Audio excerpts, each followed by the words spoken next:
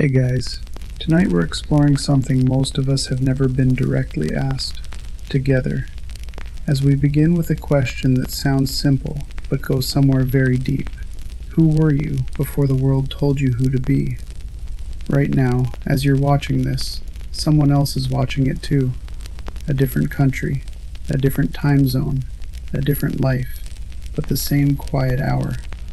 Tonight we're exploring who you were before the world shaped you, together. If this is your first video here, take a look around. Subscribe if it feels like home, and leave a comment. Your location, your time. That small act of saying, "I'm here," does something. It reminds all of us that we're not as alone in this as the dark sometimes makes us feel. Dim the lights. Maybe pull a blanket over yourself if there's one nearby. Let's begin. There's a version of you that existed before the opinions arrived, before someone told you that you were too loud or too quiet, too much or not enough, before you learned which parts of yourself were acceptable in which rooms and which parts were better kept hidden, before the job title, before the relationship status, before the city you moved to and the person you became there.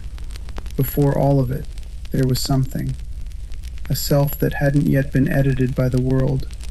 You might catch glimpses of it sometimes, in a piece of music that stops you mid-movement for reasons you can't explain, in the way you react to certain kinds of beauty, a particular quality of light, a specific kind of silence, with something that feels less like an aesthetic preference and more like recognition, like remembering. In the things you loved before you knew whether loving them was cool or impressive or useful, before you knew what they said about you, when you loved them simply because something in you responded to them, before you had any framework for understanding why. Tonight we're going to travel back toward that. Not to stay there, we can't, and perhaps we shouldn't, but to remember what was there, and to ask what of that original self has survived. Developmental psychologists have spent decades studying how a person's sense of self forms in childhood, and what they've found is both fascinating and, in some ways, quietly sobering. We are not born with a fixed self. We are born with a set of tendencies, temperamental inclinations, sensitivities, ways of responding to the world that are genuinely ours from the very beginning. Some babies are more curious, some more cautious, some more social, some more interior, some more sensitive to noise and light and sensation, some less so. These early tendencies are real. They're measurable. They show up in the first weeks and months of life, before language, before socialization, before any of the shaping forces of culture and family and experience have had time to do their work. And then the shaping begins. The family we're born into sends signals, mostly unspoken, about which of our tendencies are welcome and which are not. The curious child in a family that values caution learns to hide the curiosity, or at least to channel it into approved forms. The sensitive child in a family that values toughness learns to perform a kind of resilience they don't entirely feel. The loud child in a quiet family, the quiet child in a loud family, both learn very early that some part of what comes naturally to them is inconvenient. School continues the process. Peer groups refine it. Culture adds another layer. And by the time most people reach adulthood, the self they present to the world is not exactly false. It's built from real material, but it has been so thoroughly edited, shaped, and adapted that the original tendencies can be genuinely hard to locate. Not gone, but buried, sometimes, under a great deal of accumulated adaptation. It's worth slowing down here, because this is where the psychology becomes personal. The shaping process isn't random. It tends to target the same categories of experience across many different childhoods. The parts of a person that are most visible, most inconvenient, most at odds with what the people around them need them to be. Emotions, first. Most children feel things with an intensity that adults around them find difficult to manage. And so, in countless small ways, children learn to modulate, to turn down the volume on their emotional expression, to stop crying sooner, to be less frightened, less excited, less devastated than they actually are. The feeling doesn't change. The expression of it does. And over time, the suppression of the expression becomes its own habit, until some people arrive in adulthood genuinely uncertain what they feel, because they've been editing the signal for so long. Curiosity, second. Children ask questions relentlessly, fearlessly, about everything, including the things adults find uncomfortable or inconvenient. And those questions get managed, redirected, sometimes mocked, and something about the quality of fearless, unboundaried curiosity, the kind that doesn't yet know what questions are appropriate, gets quieter over time. And the third, perhaps the most significant, is the simple, unself-conscious expression of preference. Young children are extraordinarily direct about what they like and don't like, what they want and don't want, before they've learned that preferences can be judged, that wanting things is complicated, that declaring what matters to you makes you vulnerable to its loss. Most adults have a much more complicated relationship with their own preferences than the children they once were. The question of who we are before the world shapes us is not a new one. It has occupied philosophers, mystics, and poets for as long as human beings have been capable of asking it. The ancient Greek philosophers, particularly the Stoics, had a concept they called the hegemonikon, the ruling faculty, the innermost part of a person that directs thought and action. They believed this inner faculty was the truest part of a person, the part that, when properly cultivated, could remain stable and authentic, regardless of what the external world did to the life around it. They were not naive about the shaping force of circumstance, but they maintained a distinction, carefully, consistently, between what happens to a person and who a person is, between the life that gets shaped by forces outside our control and the self that persists inside all of that shaping. Rousseau, in the 18th century, went further, perhaps too far in some directions, but onto something important in others. He believed that human beings were born with a natural goodness, a natural authenticity, that was systematically deformed by civilization. His ideal was a return to something more original, not literally, but spiritually, a recovering of something that society had covered over. And the Romantic poets, a little later, were obsessed with childhood as a site of lost wholeness. Wordsworth wrote about the way certain kinds of natural beauty could trigger what he called spots of time, moments when something of the original, unformed self surfaced unexpectedly, as real and vivid as anything in the present moment. What all of these thinkers shared, despite their many differences, was the conviction that something precedes the shaping, that underneath the adapted, socialized, edited self, something original persists, and that accessing it, even briefly, even partially, is worth the effort. So how do you find it? This earlier, less edited version of yourself. You don't find it by going back, exactly. You can't undo 20 or 30 or 40 years of shaping through an act of will. And not all of the shaping was harmful. Some of it was necessary. Some of it was growth. Some of it was the entirely appropriate process of becoming someone who can function in a complex world. But you can look for the traces. The things you loved before you knew what they said about you.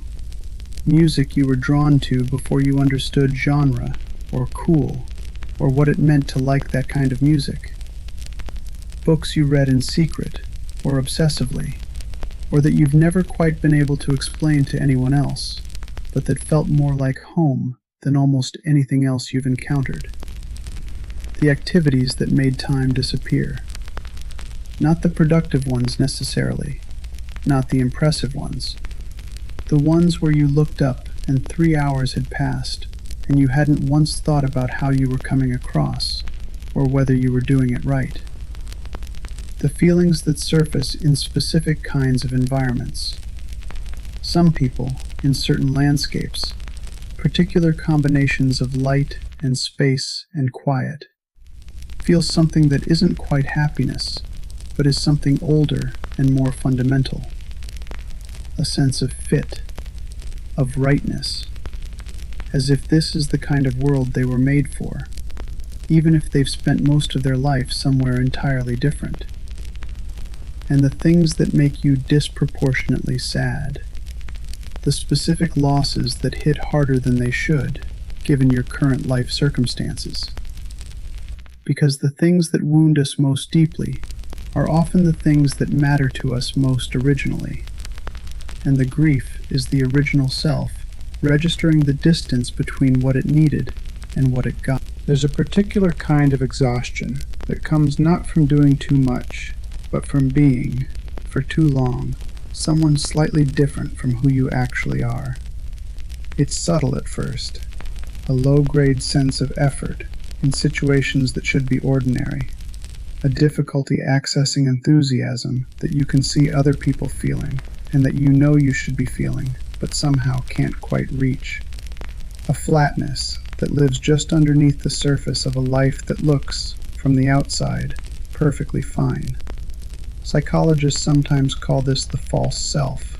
Not a lie exactly, but a performance that has gone on long enough that the performer has partly forgotten they're performing. The adaptations that were originally conscious strategies become unconscious defaults, and the self underneath them becomes less and less visited, less and less legible even to the person carrying it. Over time, this creates a very specific kind of suffering, not dramatic, not acute, but persistent. A sense of living slightly to the left of your actual life, of watching things that should matter more than they do, of being present in the room but not quite in the room, and sometimes, in moments of great stillness or great beauty, or the particular vulnerability of being very tired at the end of a long day, something surfaces. Something that doesn't fit the current version of the story. A feeling that seems to belong to someone younger, or freer, or less managed than you currently are. That's not a malfunction.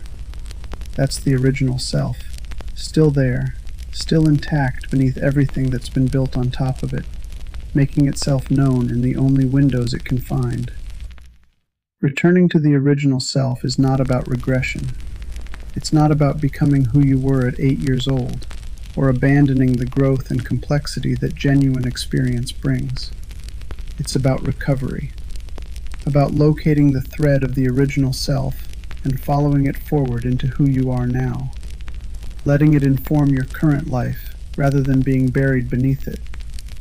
For some people, this happens in therapy, in the slow, careful process of identifying which of their current patterns are genuinely theirs and which were adaptations to circumstances that no longer exist.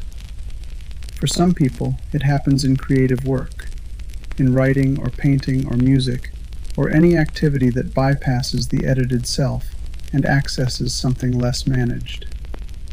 For some people, it happens in solitude, in the specific quality of alone time, where there's no audience, no role to perform, no one whose perception of you needs managing. And something relaxes that is almost always held tight. And for some people, it happens in nature, in environments that predate civilization entirely, that have no opinion about who you should be, that simply receive whatever version of you shows up, and in that unconditional reception, something in the body finally unclenches. The original self doesn't need to be excavated dramatically.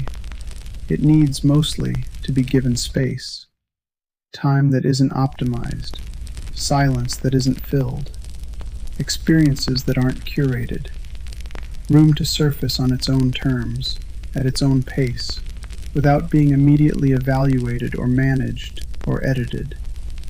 Tonight I want to suggest something very simple. You don't have to do anything with what you've heard. You don't have to start a journal or book a therapy session or make a list of the things you loved before the world got to them. All of that can wait. Tonight, the only invitation is this. As you lie in the quiet, let yourself be slightly less managed than you usually are. Let the thoughts that come be whatever they are, not evaluated, not edited, not immediately organized into something useful. Just let them arrive and pass, the way clouds move through sky. And if something surfaces, a memory, an image, a feeling that seems to belong to someone younger than the person you were today, don't push it away. Don't analyze it. Just let it be there for a moment, the way you might let a shy animal come close without making any sudden movements. It's been waiting a long time. It doesn't need anything from you tonight, except the simplest possible thing: to be acknowledged, to be let back in, even slightly, even briefly, to know that you haven't forgotten it entirely. I want to speak very slowly now, to whoever is lying in the dark, listening. You were someone before all of this, before the city you live in now, before the work you do, before the relationships that have shaped you and the losses that have marked you, and the long accumulated weight of everything you've carried. There was a version of you that woke up in the morning and moved through the world without yet knowing what it would ask of you, who felt things with a directness that hadn't yet learned to be careful, who wanted things without yet knowing that wanting is complicated. That person didn't disappear. They're still in there, quieter now, more patient, accustomed to waiting. They surface in the things that move you when you least expect it, in the specific quality of certain mornings, in the music that hits differently than music should, in the moments when something happens and you feel it somewhere deeper than your usual life seems to reach. Those moments are not random. They are the original self, still present, still intact, making contact with the life you're living now. You don't have to go looking for it tonight. You only have to lie still and breathe and let the quiet do what quiet does best. Let it peel back, very gently, the layers of the day, the performance, the effort, the management, and let what remains, whatever is left when all of that is set aside, just be there, whatever it looks like, however small, however young, however quietly persistent. That is you, the original you, still here, still waiting to be lived from. Let your breathing slow. Let your body sink a little deeper into the surface beneath you. Let the night be kind to you. You've been carrying a long time. Rest now. Just rest. If this reached you tonight, leave a comment. Just your city and the time. And if you want more nights like this one, subscribe. We're here every Monday, Thursday, and Sunday. Same quiet place, same honest voice.